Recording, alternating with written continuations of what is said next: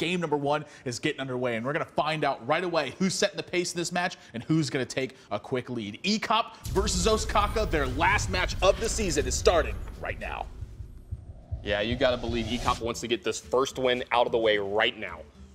Yeah, and he doesn't want to get out of the way right now. That is a Leper Gnome, Abusive Sergeant, and Unleash the Hounds. Yeah, this is what I've been talking about. Later in the season, we've seen Ek0p. You know, I think at the beginning of the season, he was kind of trying to do, what's that saying? It was a dance through the raindrops. Yeah. You know, he's trying to be really cute with his deck choice to try to always outpick people, outmuscle people, outthink people. Sometimes you just need to beat them up. Yeah, I agree with you. And this is the kind of hand that certainly can beat them up. Yeah, this is the hand that you want when you have the coin with these decks. You want two drops. Yeah. You don't want to be going like 1 drop into 3 drop. You want to go 2 drop into 2 drop into 3 drop. Yeah, but the Abusive Sergeant's so critical here as well. And I like leading on Knife Juggler here if you're not trying to protect from anything with this Mad Scientist. You know that most likely something's not going to come out on turn 2 that can really threaten your Knife Juggler. And, you know, if they have a weapon, they have a weapon. Yeah. So what? You know, but you get so far ahead if they don't. Yeah, that's really the big difference here. Glaive Zuka is a fantastic draw, by the way. This will let him take care of this Armor Smith. I mean, because Ostkaka didn't have an answer for it already. Yeah. Is going to swing, has the second Eagle Horn bow in hand, so wants to get these charges out of the way, set up some turns where he can keep on swinging. Maybe he even draws another weapon. Yeah, this seems to be a very heavy face variant of Hunter, and in these, you just want to be swinging with your weapons as much as possible. Give yourself the chance to swing with another one if you draw it down the line. Yep. Ostkaka, 2 Armor Smiths, Inner Rage, and Fiery War Axe. He has got more than enough to stunt this kind of draw. Yeah, he's got all kinds of utility here. It just depends on if he wants to use his Inner Rage or if he wants to use something like Fiery War Axe to take care of the Knife Juggler. Yeah, that does give you a lot of damage, but Inner Rage, so important. Look at how focused Ek0p is as well. Love seeing this from him. I mean, we have not seen him be quite this attentive to a match the entire time. Yeah, this is, you know, night and day versus where he was about 3 or 4 weeks ago when he had a losing record.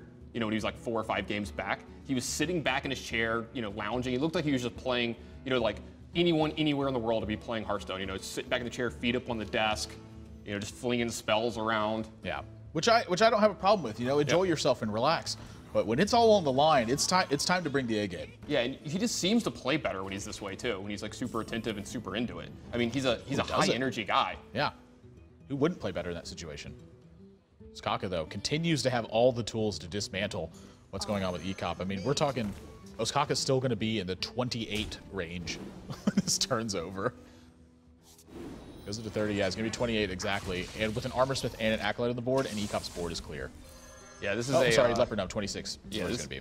This is going to be a little bit of a rough start here for Ek0p. Ostkaka, this is a great deck against almost every aggro variant in Hearthstone. I mean, this is unbelievable against their decks because they have cards like Worgen Infiltrator in their deck, and you have, you know, 37 Whirlwind effects. Now, the one thing Ek0p can take away from this right now is that his hand is still pretty darn strong.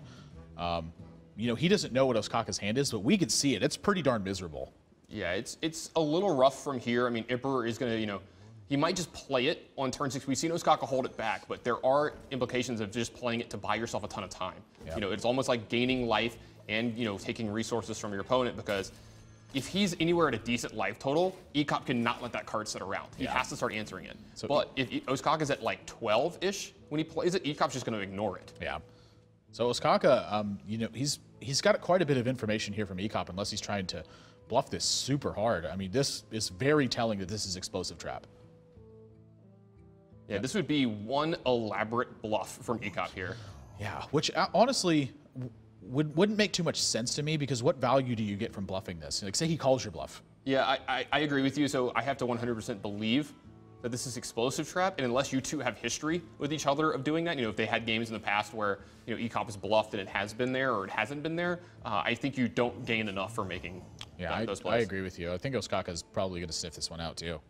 Yeah, I think Ostkaka is the kind of guy that's more likely to call you than some people. Like, yeah, he does play around stuff a lot. He plays safe a lot, but players like him that are deep thinking players figure stuff out as well. Yeah, so just going to drop this Warsong Commander and then pass the turn. Knows that every single time that this is on board, Ek0p has to worry about it. I mean, look what Ostkaka just did. He dropped Warsong Commander and passed. He's, you know, it looks to me like he's got a Grim Patron in his hand. Yeah, this is a great play from Ostkaka, because this is going to draw out a resource and some damage away from his face into the Warsong Commander. He has a second copy of it. He only needs 1. In fact, you don't even really need 1 in this matchup. You know, it's more about getting on the board and valuing them out. You're almost never doing the 30 damage in turn play in this matchup. You're trying to survive, get in a few hits, and you can win from there. But this just lends such misinformation to Ek0p. It just tells him that his hand is way better than it is. I love this play from Ostkaka. That's a pretty darn good drop from Ek0p too. Yeah, it's pretty much 5-powered. Yeah, that one can be activated pretty easily. So he's gonna have to make a decision here. You know, how good is Emperor Thorson with this hand? I think with Warsong Commander and Frothing Berserker, it's pretty good.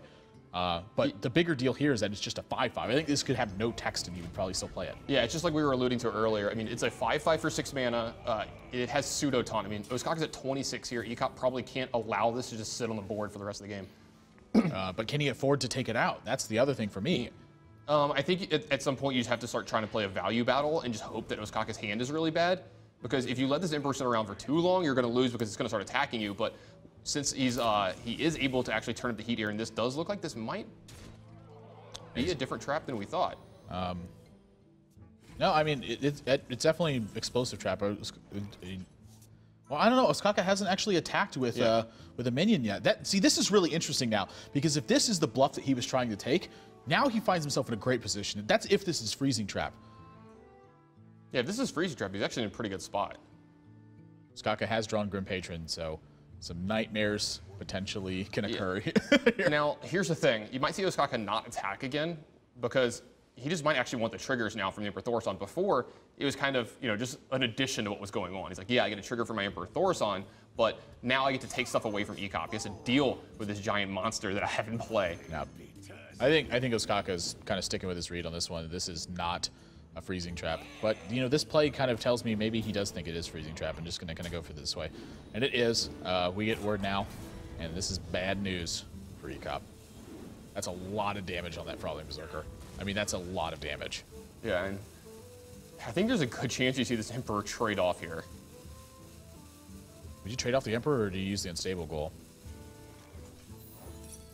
So it is explosive trap, so I gotta believe he's trading. Maybe you just maybe you just use the unstable goal, but then I mean, that can be used against you so That's so the thing, is if he uses the unstable goal, his Frothing Berserker actually dies. Yeah, this way he has to actually answer it with his face. So yeah, this is a great play from Ostkaka. I love just armoring up and passing. This is what you should be doing. And Ek0p actually cannot answer this Frothing Berserker. He is actually dead. Yeah.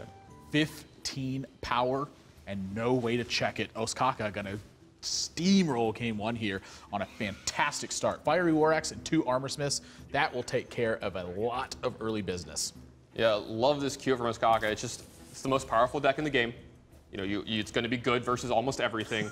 And Ek0p has been so aggressive in his matches lately. And you have a decent matchup against Zoo. You have a very good matchup against Aggro Paladin. You have a good matchup against Hunter. Why not? Yeah, I totally agree with you. Not only that, but this deck plays in line with kind of the way that Ostkaka likes to play, which is sort of these combo control decks where you have lots of impactful decisions. Your decks are already powerful as they are, but if you're able to kind of weave through the decision tree and find the best route, your deck becomes even better when that's done.